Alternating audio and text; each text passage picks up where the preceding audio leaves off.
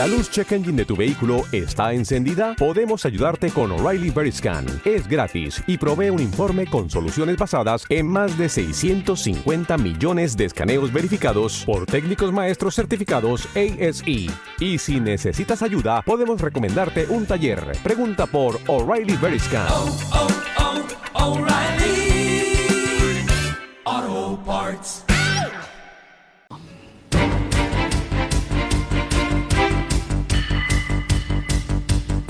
Mañanas en Libertad.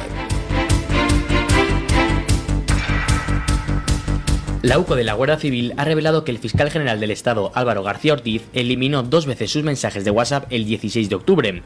Esta fecha coincide con la apertura de una causa en el Tribunal Supremo contra él por un presunto delito de revelación de secretos relacionado con la supuesta filtración de información confidencial sobre la pareja de la presidenta de la Comunidad de Madrid, Isabel Díaz Ayuso. El informe también señala que no fue posible recuperar las copias de seguridad almacenadas en Google Drive debido a lo que describen como la eliminación deliberada de la cuenta asociada a este servicio. La Fiscalía, recordemos, defendió a García Ortiz argumentando que la eliminación de datos se realiza de forma periódica. No obstante, los fiscales Almudena Lastra y Julián Salto, que declararon como testigos ante el Supremo, negaron la existencia de un protocolo formal para el borrado de mensajes. Bueno, lo que estamos es ante una auténtica chapuza, fruto de varias cosas, entre otras, pues por ejemplo que la gente se pone nerviosa. Es el caso de Álvaro García Ortiz, que lo que hemos conocido es que borró el móvil de una manera impulsiva, hasta en 2 ocasiones. En un primer momento y en un segundo momento. Qué mal lo han hecho, qué chapuceros son y también qué miedo tendrán para actuar de esa manera. ¿A quién tiene miedo Álvaro García Ortiz?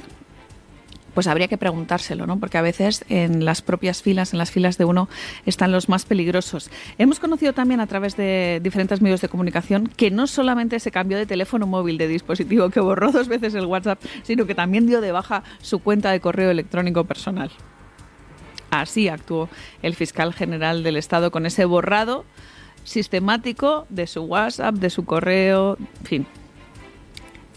Ahora bien, la Guardia Civil no es tonta y lo que es interesante es lo que está detectando, cómo eliminó esos mensajes horas después de que el Tribunal Supremo abriera una causa contra él. Y luego otra cosa bastante interesante, que seguro que a ustedes les ha pasado: usted elimina su mensaje en su dispositivo, en su terminal, pero en la otra parte sí que aparece y en la otra parte sí que están los mensajes, que eso es lo que están buscando actualmente dentro de la UCO. En ese informe que ha remitido la Guardia Civil al Tribunal Supremo se recoge además un registro de llamadas en los días previos a la publicación del correo del novio de Isabel Díaz Ayuso, que yo casi calificaría de frenético. Y además estamos hablando del teléfono móvil del fiscal general, en los que se registraron 123 llamadas entre el 8 y el 14 de marzo, y en esas comunicaciones pues se encuentran pues mensajes entre Pilar Rodríguez, Diego Villafañé, en fin, todo esto lo revela Voz Populi, así como esos 5.877 mensajes que se borraron. Muchos mensajes, ¿no? Muchas llamadas. Están precisamente por eso buscando esos datos asociados a la cuenta personal de Álvaro García Ortiz. En Gmail también ahí puede haber información importante que fue eliminada de manera deliberada, según dice el informe de la UCO. Estaremos pendientes, por tanto, de todo esto. Yo les decía que actuó de una manera impulsiva, frenética, con miedo. ¿Por qué les cuento esto? Pues porque Álvaro García Ortiz ha pedido que se refuerce la seguridad personal suya a raíz de pues la difusión, por ejemplo, de algunos datos personales. Pues como por ejemplo dónde vive, y es que esto aparecía en esos informes a los que ha tenido acceso, pues por ejemplo, el Tribunal Supremo, gracias a la investigación de la UCO. También en esos informes había referencias a su escolta. La pregunta es si el fiscal general del Estado tiene miedo a lo que venga de fuera o a lo que venga de dentro, porque ya saben ustedes cómo funcionan las cloacas del Estado. Y quizás por eso tiene razón Álvaro García Ortiz en tener miedo y pedir al Ministerio del Interior que refuerce su seguridad personal. De todo esto ya les digo, vamos a hablar largo y tendido los próximos días y casi les diría que en los próximos meses, porque lo que es imperdonable es que por primera vez en la historia el fiscal general del Estado de España esté imputado. Y este es un dato que no nos vamos a cansar en repetir, porque el daño que hace a toda la judicatura, a toda la justicia en nuestro país, a toda nuestra reputación, a esas entidades que realmente deberían ser independientes, es gravísimo. En fin, esto es lo que les contamos del fiscal general del Estado y de todo lo que está pasando con esa causa que podía haberse quedado en nada, pero por ese actuar torpe está empezando a crecer y a crecer. En fin, esto es lo que les contamos directamente de este caso, pero vamos a hablar ahora de Pedro Sánchez y de cómo se le está fiscalizando.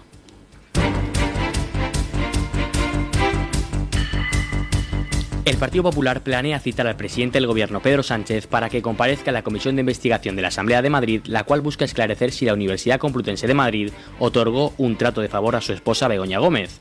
Así lo ha adelantado el portavoz del PP en Madrid, Carlos Díaz Pache, en la rueda de prensa posterior a la Junta de Portavoces. El Partido Popular va a llamar a Pedro Sánchez, presidente del Gobierno y marido de Begoña Gómez, para que comparezca ante la Comisión de Investigación de la Asamblea de Madrid. Todo lo que hemos escuchado a lo largo de estos meses apunta a que la creación y la gestión de la cátedra de Begoña Gómez ha sido absolutamente irregular y que sin Pedro Sánchez, Begoña Gómez no habría conseguido dirigir unos programas de los que por su cualificación académica no habría podido ser ni alumna. Sabemos que no va a venir, porque el titán de la transparencia, que no respeta ni el Senado, ni las ruedas de prensa con preguntas, ni al Congreso de los Diputados, ni a ninguna institución democrática, tampoco va a respetar esta, la Asamblea de Madrid, en un nuevo alarde de su cobardía política. Es una pena, porque es la persona que más sabe de este tema, porque la cátedra nace en su mesa de la Moncloa para vergüenza de la universidad pública. Pero no nos sorprende que Pedro Sánchez le haya montado una cátedra a su mujer cuando ha sido capaz de urdir una operación de Estado contra una rival política, involucrando incluso a la Fiscalía General del Estado. Este gobierno son una mafia y deben irse cuanto antes. Si no, el daño que están haciendo a las instituciones públicas será ya irreparable. La comparecencia de Sánchez es una de las 3 convocatorias previstas por los populares para la sesión final programada para el 19 de febrero. También se espera la citación de Cristina Álvarez, asesora de Gómez en Moncloa, y del exvicerrector de la UCM, Juan Carlos Doadrio. En caso de que Sánchez decline asistir, el grupo parlamentario barajará la posibilidad de designar un sustituto. Ayer mismo les hablábamos aquí en estos micrófonos de cómo se estaba haciendo oposición a Pedro Sánchez por parte de alguien que quizás sorprendía, y es que Pedro Sánchez había sido citado en un juzgado de Madrid por llamar delincuente confeso al novio de Isabel Díaz Ayuso. Y era el propio González Amador el que solicitaba una indemnización y, por tanto, una comparecencia del presidente del Gobierno en los tribunales. Así sí, que sea el novio de Isabel Díaz Ayuso, que ni siquiera es del Partido Popular, el que hacía oposición a Pedro Sánchez, a mí me llamaba poderosamente la atención, porque lo que es importante es que haya esa pena de banquillo, esa pena de telediario. Saben ustedes que en el caso de ese acto de conciliación con Alberto González Amador no está obligado a asistir, a acudir a los tribunales, sino que puede ser representado por sus abogados, y lo mismo va a pasar en la Asamblea de Madrid. En la Asamblea de Madrid también estuvo Begoña Gómez, en la que se marcó un speech victimista, diciendo que realmente ella era la señalada y que pues como parecía como una víctima de esa llamada máquina del fango que bautizó de una manera bastante peculiar su marido. Bueno, pues esto es lo que hay que hacer. Enhorabuena al Partido Popular. Hay que decir también que fue Vox el que lo pidió durante mucho tiempo. Y lo que hay que poner es el foco directamente en Pedro Sánchez, todo lo que se pueda, todos los días si es necesario, en todas las causas, para demostrar que estáis al otro lado del Partido Socialista, que estáis enfrente del Partido Socialista. Lo que no puede ser es que no se le convoque a esta comisión de investigación, que saben ustedes que la Asamblea de Madrid tiene el deber de investigar en tanto en cuanto está involucrada la Universidad Complutense de Madrid. Y esta sí que es la vía. Todos los días. Martillo pilón, pum, pum, pum, pum. Porque es la única manera de desgastar a Pedro Sánchez. A desgastar al Partido Socialista y a sacarle del poder. Por cierto, relacionado con el tema de Begoña Gómez, una buena noticia que nos llega desde un medio de comunicación al que yo la verdad es que tengo bastante estima, que es The Objective, y es que la justicia ha tumbado una maniobra de Begoña Gómez para desacreditar a este medio de comunicación. La Audiencia Provincial de Madrid ha absuelto tanto a Álvaro Nieto como ha condenado en costas a la esposa del presidente del gobierno por lo que había intentado hacer, que es transmitir la idea de que la causa judicial que estaba abierta contra ella se sostenía sobre falsedades. Y lo han dicho en muchas ocasiones, que venía de recortes de periódico. Bueno, pues que estos recortes de periódico están acreditados. Y así lo ha hecho The Objective, y por eso se está investigando la causa contra Begoña Gómez. Así que a nuestros compañeros de The Objective, y en especial a Álvaro Nieto, nuestra más sincera enhorabuena, porque vemos o comprobamos como los medios de comunicación continúan con esa labor fiscalizadora tan importante del poder.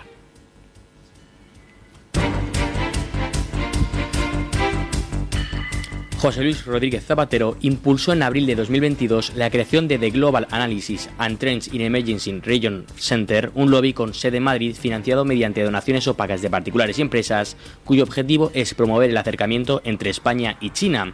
Según ha revelado El Confidencial, Zapatero lanzó esta plataforma junto a Daniel Romero Abreu, propietario de la agencia ThinkHeads, para compensar la caída de sus ingresos por conferencias. Entre los colaboradores de esta organización figuran Miguel Sebastián y Miguel Ángel Moratinos, exministros durante su gobierno. Destaca también la participación del inversor chino Fang Yudu, investigado por el CNI por sus vínculos con el espionaje de Pekín. Cabe destacar que aunque solicitó la nacionalidad española antes de la pandemia, fue rechazada por razones de seguridad nacional pese a cumplir los requisitos formales. Bueno, lo que nos cuenta una vez más esta noticia es que José Luis Rodríguez Zapatero se rodea pues de los peores enemigos de Occidente. Primero Venezuela, la Venezuela de Maduro. Que quede bien claro, que nosotros tenemos mucha estima al pueblo venezolano que tantísimo está sufriendo de la dictadura china, y de hecho hace negocios con estos países aprovechando precisamente su situación ventajosa como expresidente. Les hablamos de esos negocios bastante turbios de José Luis Rodríguez Zapatero, sobre todo teniendo en cuenta que captó dinero de un inversor que estaba controlado por el CNI y que de hecho el propio CNI le denegó la nacionalidad española. O sea, imagínense ustedes cuán turbio era este socio chino que está investigado por el Centro Nacional de Inteligencia. Y luego también es interesante cómo nos cuenta El Confidencial, este inversor, al que llamaremos Miguel Duch, que es su alias, se llama Fang Yongdu, acabó colocado nada más y nada menos que por el Grupo de Puebla, que también es interesante ver cuáles son los socios de Pedro Sánchez. Cómo Zapatero consiguió que ese nuevo banco al desarrollo de los BRICS, ¿se acuerdan ustedes de los BRICS? Que nos decía Donald Trump que nosotros éramos BRICS, Brasil, Rusia, India, China y Sudáfrica. Bueno, pues curiosamente le colocaron ahí a este inversor que era del círculo de confianza de Zapatero. Por cierto, este banco lo dirige la expresidenta brasileña Dilma Rousseff. O sea que ya ven ustedes con quién se relaciona José Luis Rodríguez Zapatero. Noticias curiosas que nos encontramos en torno a José Luis Rodríguez Zapatero, como por ejemplo otra información que publica Pelayo Barrón de Objective, en el que habla de las hijas del expresidente del gobierno, que son propietarias de una agencia de comunicación que, bueno, tampoco era muy relevante y que sin embargo despegó económicamente en el año 2023.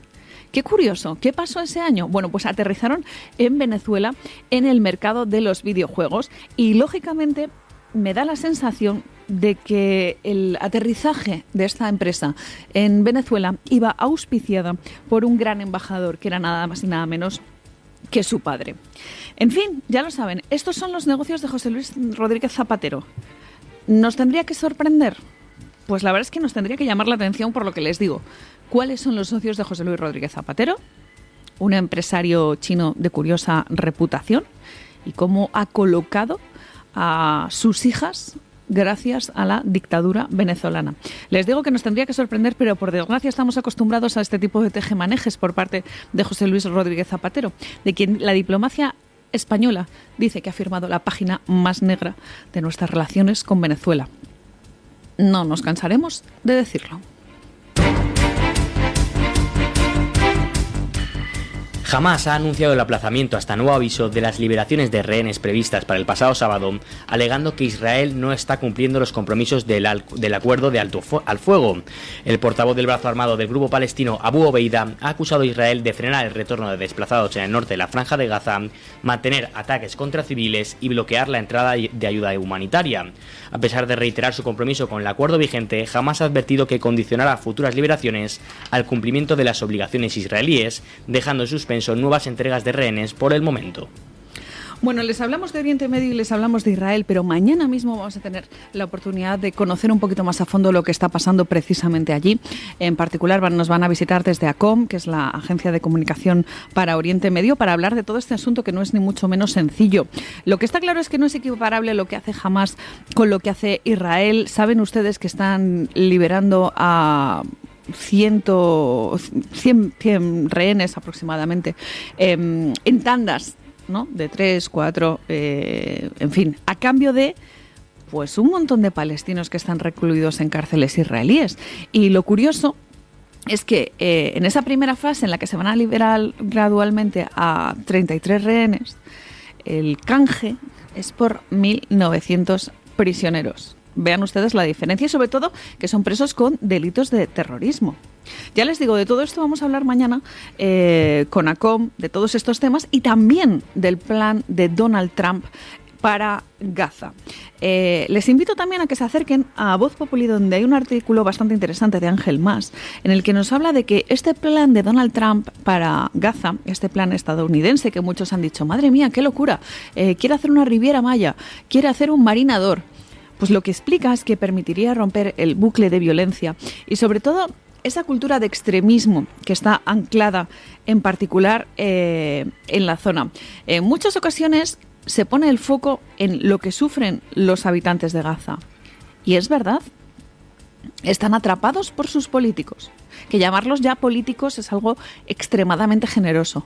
Están atrapados por terroristas, por islamistas radicales. Y así está la población de Gaza. Por eso es tan importante poner el foco ahí y hacerse preguntas como si son refugiados los gazatíes, como dónde tienen que ir a parar estos refugiados. Saben ustedes que entre los planes de Donald Trump o de Israel está que los países que han reconocido la independencia y la soberanía de Palestina, como es el caso de España, como es el caso de Noruega, estarían obligados en realidad moralmente a aceptar a todos estos refugiados gazatíes.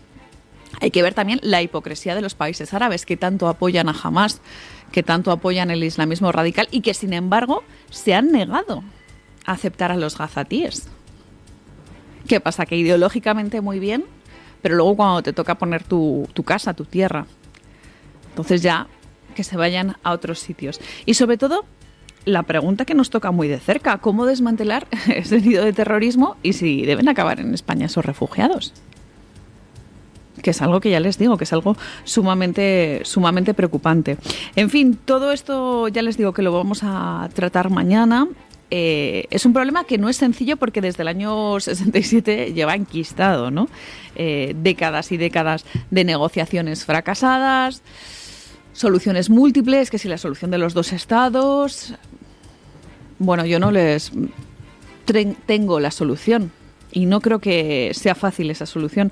Pero en cualquier caso, lo que es importante es que Donald Trump haya puesto el foco ahí, que entienda que estamos hablando de un problema que en muchas ocasiones se circunscribe a ese problema territorial. Pero no es un problema territorial, es un problema ideológico y que realmente toca lo más profundo del ser humano, que es la fe. Una de las cosas que a mí me llaman la atención de Donald Trump es que no está ideologizado en el sentido de que no se mueve por impulsos como pasaba con la dictadura de izquierdas woke, que al final hay una serie de mandatos, una serie de máximas que se tienen que cumplir pase lo que pase. Y en el caso de Donald Trump, por lo general lo que le mueve es el sentido común. Lo que pasa en Gaza es que han sido adoctrinados en el odio, en el rechazo, en el extremismo, durante generaciones y generaciones. Y eso es tremendamente complicado de combatir. Y mientras sigan concentrados bajo ese gobierno, por llamarlo de alguna manera, mientras sigan en un territorio en el que mandan los terroristas, pues va a ser muy complicado rebatir todas estas cuestiones. Lo que ha puesto Donald Trump encima de la mesa está en que se tiene que derradicalizar esa sociedad. Se tiene que separar. ¿Qué hay que hacer para ello? Pues quizás hay que poner tierra de por medio para evitar que Gaza siga siendo ese bastión terrorista, ese bastión en el que gobiernan los aliados de Irán, esos líderes de Hamas, en los que hay que poner foco. Y debemos tener claro que si la franja de Gaza ha sido devastada, no es porque Israel de una manera objetiva haya querido destrozarlo, sino que son los propios líderes de Gaza los que han propiciado que esa zona sea destruida, que Gaza sea una base terrorista. Y esto no hay que perderlo de vista en ese sentido, porque muchas veces te dicen, ¿no?, cuando entras en estos debates, oye, si estás con Israel, ¿estás en contra de lo que están sufriendo los ciudadanos de Gaza? En absoluto.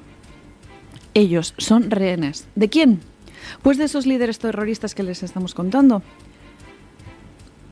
Toda la población civil es víctima de esos líderes terroristas que los están utilizando como rehenes, con un fin ideológico radical y extremista. Así de claro se lo decimos porque este planteamiento de Donald Trump implica un cambio absoluto en lo que está pasando en Oriente Medio, una idea nueva con esa reubicación que pretende ofrecer un futuro viable a los habitantes. ¿Qué más humanitario hay, señores, que proporcionar un futuro viable a todas esas personas que están en Gaza? Luego, la gente se queda con ese dato, ¿no?, que es que va a hacer la Riviera Maya. Bueno, ya veremos cómo se ejecuta y sobre todo sepan ustedes que es una idea que viene de antes, que no es una, entre comillas,